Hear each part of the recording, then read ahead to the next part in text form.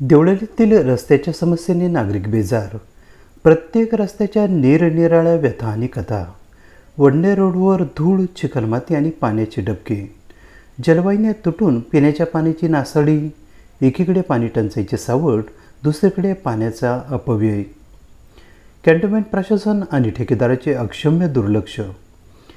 रस्त्याची दुर्दशा काही देवळालीकरांची पाठ सोडायला तयार नाही. नुकत्याच काँक्रिटीकरण झालेल्या आनंद रोडची पुरती धुळदाण झाली आहे. देवळाली कॅम्प ते भगू रस्त्याचे डांबरीकरणाचे काम रखडलेले आहे. त्यात त्रिमूर्ती चौक ते झेंडा चौक या रस्ता काँक्रिटीकरणाच्या कामाने देवळालीकरांच्या नाकातच दम आणला आहे. देवळाली कॅम्पच्या वडणे रोडचे काँक्रिटीकरणाचे काम अर्धवट झालेले आहे. मात्र रस्त्याच्या कामांमुळे अनेक समस्या आणि अडचणी उद्भवत आहेत. त्यामुळे परिसरातील व्यावसायिक, कॅन्टोन्मेंट बोर्ड हॉस्पिटलचे रुग्ण आणि रहिवासी त्रस्त झालेले आहेत. त्रिमूर्ती चौक ते झेंडा चौक या वडनेर रस्त्याच्या काँक्रिटीकरणाचे काम ठेकेदाराने सध्या हाती घेतले. सध्या त्रिमूर्ती चौक ते कॅन्टोन्मेंट जनरल हॉस्पिटल प्रवेशद्वारापर्यंतचे काम पूर्ण झाले. मात्र हॉस्पिटलचे प्रवेशद्वार ते कॅन्टोन्मेंट सार्वजनिक वाचनालयापर्यंतचा रस्ता ठेकेदारांनी खोदून ठेवला आहे. या खोदकामादरम्यान वारंवार पिण्याच्या पाण्याच्या जलवाहिन्या तुटून पिण्याचे पाणी हजारो लिटर वाया जात आहे. सध्या पाणी टंचाईचा सामना देवळालीकरांना करावा लागत असताना हे पिण्याचे पाणी जागोजागी वाया जात आहे. जलवाहिन्या तुटल्याने रस्त्यावर जागोजागी खड्डे पडून त्या ठिकाणी पाणी साचलेले आहे.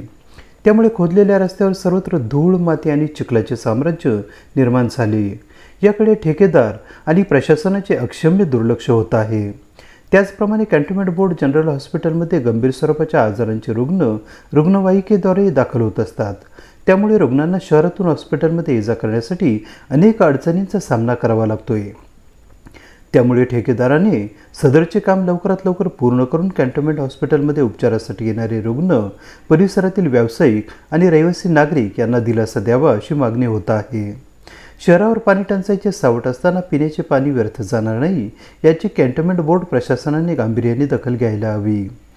कुठल्याही रस्त्याचे काम करीत असताना त्या परिसरात शिक्षण संस्था, रुग्णालय महत्त्वाची आस्थापना असेल तर त्या रस्त्याला पर्यायी मार्ग देणे गरजेचे आहे.